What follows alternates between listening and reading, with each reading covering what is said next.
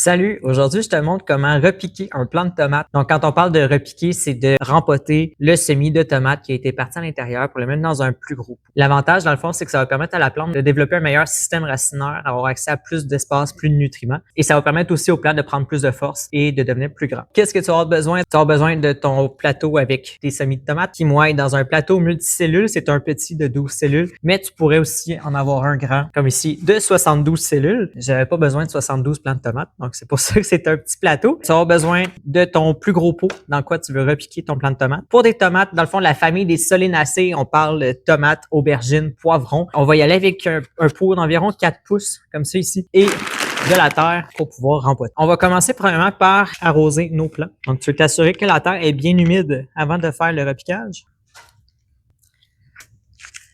Particularité pour le plant de tomate. Le plant de tomate, c'est une des rares plantes qui elle a la capacité de faire des racines tout le long de sa tige. Donc, dans le fond, comme notre but, là, c'est que le plant de tomate ait le plus de racines possible, on va pouvoir venir le mettre le plus profondément possible dans notre nouveau pot. Le plant de tomate va pouvoir se refaire des racines tout le long de sa tige. Donc, on va vraiment s'assurer qu'on optimise le système racinaire du mieux qu'on peut. Donc, une fois que le plant est arrosé, tu peux venir le sortir de sa cellule. Pour le sortir, tu peux appuyer légèrement sur les cellules pour venir décoller la terre de la paroi en plastique. Et ensuite, moi, je vais travailler avec lui parce qu'il a l'air d'avoir besoin d'aide. Ensuite, tu prends le plant de tomate par sa tige à la base et tu tires vraiment doucement pour le faire sortir de là. Et normalement, il devrait sortir assez facilement. En fond, tu veux essayer de ne pas casser les racines. Donc, une fois qu'il est sorti, tu peux juste le laisser dedans comme en attendant. On va se mettre un peu de terre dans le pot. J'ai fait les choses un peu à l'envers.